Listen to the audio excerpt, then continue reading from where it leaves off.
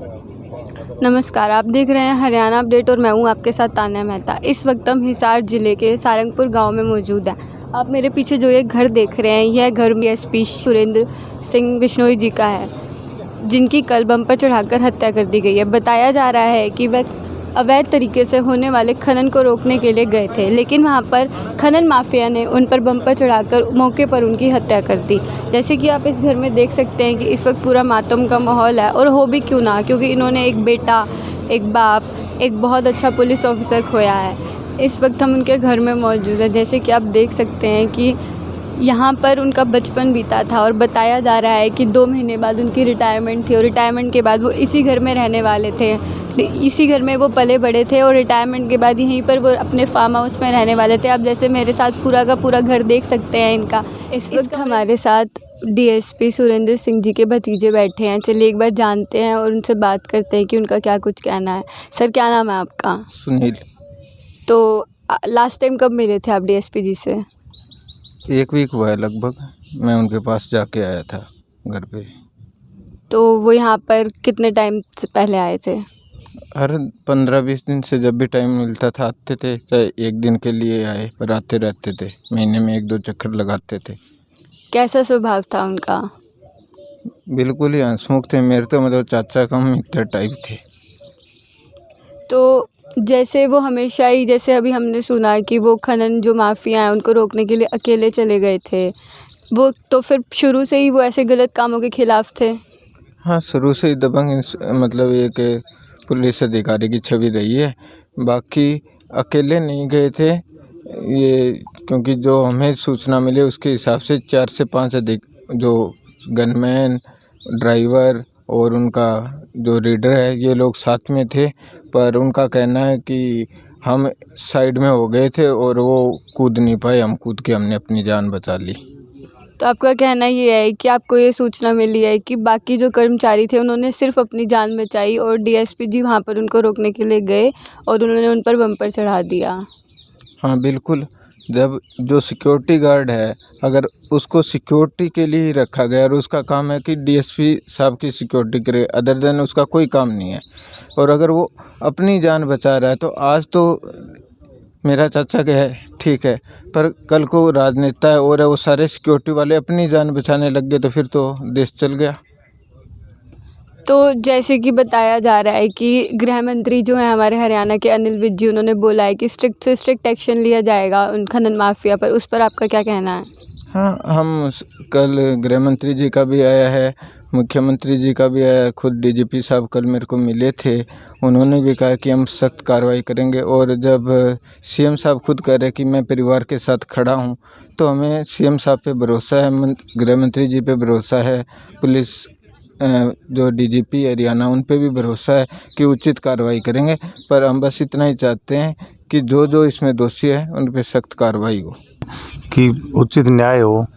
बिल्कुल न्याय मिलना चाहिए। अभी तक हम इससे संतुष्ट नहीं हुए जो बता रहे हैं उनसे, भाई ये किस तरह घटना घट गई, क्योंकि एक ईमानदार ऑफिसर थे और बहुत ही मिलनसार, हर गरीब आदमी की मदद करने वाले ऑफिसर थे। हमारे एरिया के सबसे ईमानदार ऑफिसर सुरेंद्र जी मांझू थे। तो आप कब से जानते हैं उन्हें? मैं तो उनको बचपन से जानता हूँ, और बहुत बढ़िया। पहले ये वेटरनरी डॉक्टर थे, उसके बाद में ये पुलिस में लग गए, और बहुत बढ़िया इनका स्वभाव रहा है। आते थे गांव में, सबसे मिलते थे। गांव में आना, जब भी छुट्टी मिलती थी गांव में ज़रूर आते थे। सब सुख दुख में सबके उनका आना जाना रहता था। बताया जा रहा था कि इस अक्टूबर में उनकी रिटायरमेंट भी थी। हाँ शायद, हाँ रिटायरमेंट 100 ही दिन रहा, लग ही ना रहा था भाई। हमें तो ये पता ही नहीं था भाई इतनी जल्दी रिटायरमेंट है क्या उनकी। अभी कल ही पता लग गया, क्योंकि हम तो आदमपुर से हैं, ये सारंगपुर गांव से थे। उम्र उनका लगता ही नहीं था कि ये उनकी इतनी उम्र हो गई, क्योंकि बहुत ही सरल स्वभाव के आदमी थे। ये सरकार से और प्रशासन से मांग है जी हमारी, इसकी विभागीय जांच भी होनी चाहिए। इसमें जो जो दोषी है ना, उन सब पे सख्त से सख्त कार्रवाई। अभी तक शक के दायरे में जी, हमें ऐसा नहीं लग रहा अभी ये कोई मतलब सोची समझी चाल के तहत ही किया गया है जी।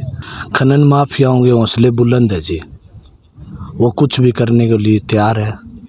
तो ये तो सरकार को सोचना चाहिए भी उनको कैसे कंट्रोल करना है। और आज अगर सख्त कार्रवाई नहीं होती, आज एक सुरेंद्र गया, कल कोई और सुरेंद्र भी जाएगा।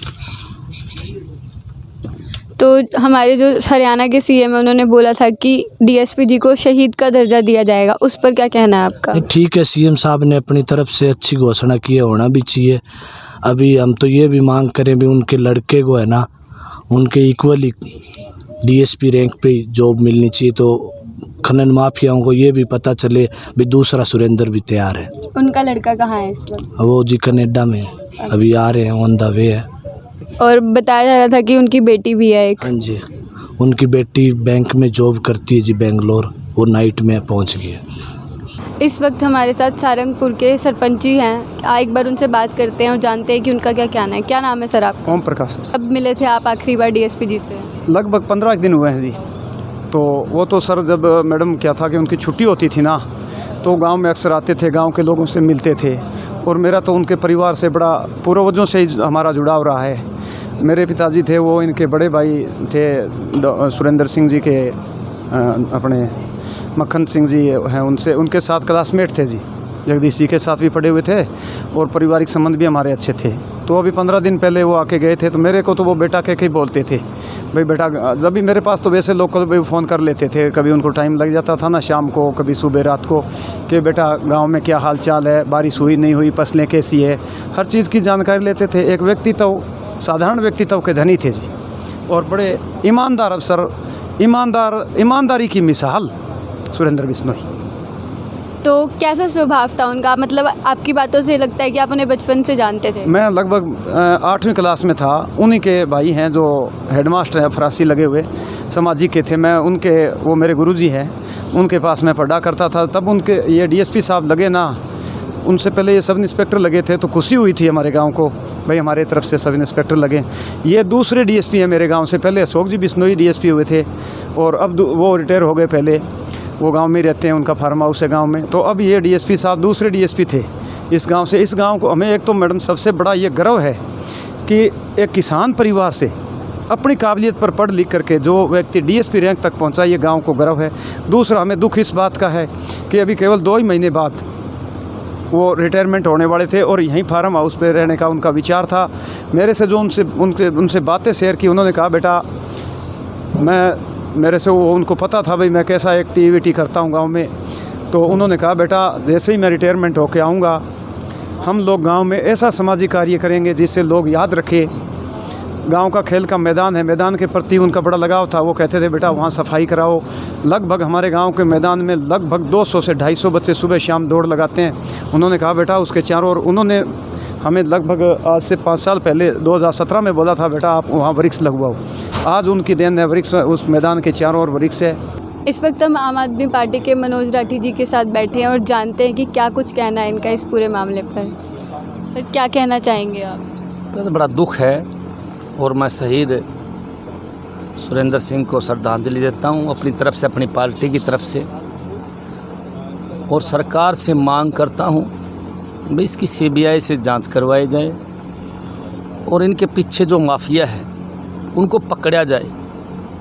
जो ड्राइवर और क्लीनर दिखने लग रहे हैं ये दोनों नहीं हैं, इनके पीछे और भी लोग हैं, पहले उनको पकड़ा जाए। काफ़ी इसमें बातें निकल के आई हैं। डीएसपी साहब के अकेले पे गाड़ी कैसे चढ़ी जबकि उनका सुरक्षा कर्मी उनके साथ था, ड्राइवर रीडर उनके साथ था, उनको बिल्कुल चोट नहीं आई। कई बातें इसमें निकल के आई है। तो कहीं ना कहीं कोई डिपार्टमेंट का भी कोई अधिकारी या कोई और शामिल हो तो इसके बारे में भी हम सरकार से मांग करेंगे भाई उच्च स्तरीय जाँच कराओ, इसको दबाने का प्रयास मत करो। जब एक डीएसपी लेवल का अधिकारी ही सुरक्षित नहीं है, आम आदमी में कैसे सुरक्षित होगा? ये तो बड़े सोचने की बात है, बड़े समझने की बात है और बड़ी गहरी बात है हरियाणा सरकार के लिए।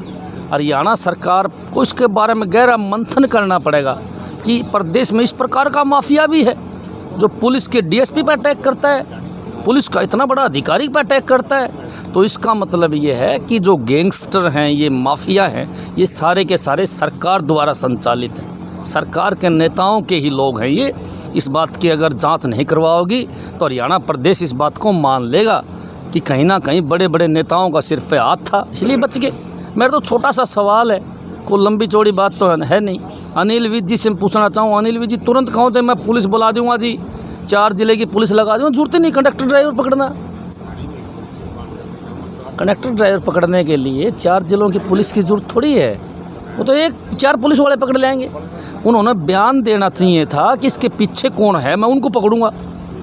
ऐसा तो नहीं बोले वो, इसका मतलब दाल में कहीं ना कहीं काला है, जबकि सारी दुनिया को पता है नू वो फरीदाबाद गुड़गांव जो माइनिंग है वो पूर्ण रूप से बंद है और वहाँ अवैध आज भी माइनिंग होने लग रही है, हज़ारों क्रेशर वहाँ चलने लग रहे हैं। मेरे समझ में नहीं आई कि उस एरिया के अंदर जो क्रेशर लगे हुए हैं, एक एक क्रेशर 10 करोड़ से लेके 100 करोड़ तक का है। जब इतने पैसे की क्रेशर है तो कोई आम आदमी तो लगा नहीं सकता, या तो बहुत ज़्यादा पैसे वाले लोग या बड़े बड़े नेता।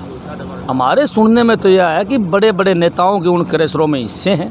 और वो देखो डंपर जाओगा क्रेशर पे, किस क्रेशर पर जाओगा पता करो, उसका मालिक कौन है पता करो, और पार्टनर कौन है पता करो, और जितने भी वहाँ क्रेशर हैं जिन जिन के सबका पता कर लो, सारे लीडर के पाओगे। इसीलिए इस बात को दबाने का प्रयास करेगी सरकार। जबकि खट्टर साहब ने कहा कि 1 करोड़ रुपए और एक सरकारी नौकरी। बहन जी, मैं आपके चैनल के माध्यम से प्रदेश की जनता को बताना चाहता हूँ कि डीएसपी साहब का बेटा तो विदेश में लॉ करता है, वो तो उससे बड़ा अधिकारी बनने के लिए वहाँ गया हुआ है, वो कोई सरकार का हौलदार थोड़ी लगेगा। जब कोई गरीब आदमी होता तो ये लोग कहते क्या खानक वालों को नौकरी दे दी। 20 लोग शहीद हुए थे वहाँ पर भी, इनकी गलती से, अवैध माइनिंग की गलती से, इनके ठेकेदारों की गलती से कोई जांच भी नहीं हुई। डीएसपी साहब की बेटी ऑलरेडी नौकरी लगी हुई है। तो इसलिए देखो, सरकार ने जो बात कहनी चाहिए थी वो तो कहनी चाहिए थी न्याय की, ताकि आगे और किसी अधिकारी के साथ घटना न घटे। कोई ईमानदार अधिकारी अपना ड्यूटी करना चाहता है, उसको इस प्रकार से रास्ते से हटा दिया जाए। ये दुख की बात है कि ईमानदारी अगर इस तरह होते रहे तो ईमानदारी धीरे धीरे ख़त्म हो जाएगी। बेबे, इस प्रदेश से ईमानदार लोग ख़त्म हो जाएंगे, ईमानदार अधिकारी ख़त्म हो जाएंगे, प्रदेश का बेड़ा गर्क हो जाएगा। आज पूरा प्रदेश मांग करता है, आज पूरा प्रदेश की आंखों नम है। सुरेंद्र सिंह ने जहाँ जहाँ नौकरी करी है सभी लोग जानते हैं, सभी लोगों को बड़ा दुख है इस बात का। हिसार की जनता को बहुत ज़्यादा दुख है इस बात का, भाई हमारा एक होनहार अधिकारी हमने खो दिया और उसके जो जिम्मेवार माफिया हैं अभी तक वो पकड़े नहीं गए हैं, अभी तक उनके बारे में बात नहीं होने लग रही है। तो ये सोचने का विषय। जैसे बताया जा रहा है कि जो एक ड्राइवर था जिन्होंने उन पर बम्पर चढ़ाया उसे पकड़ दिया गया है, बाकी के जो 2 थे वो फरार हो गए हैं, उस पर क्या कहना है आपका? बेबे, ऐसे है, ड्राइवर की हिम्मत नहीं होती।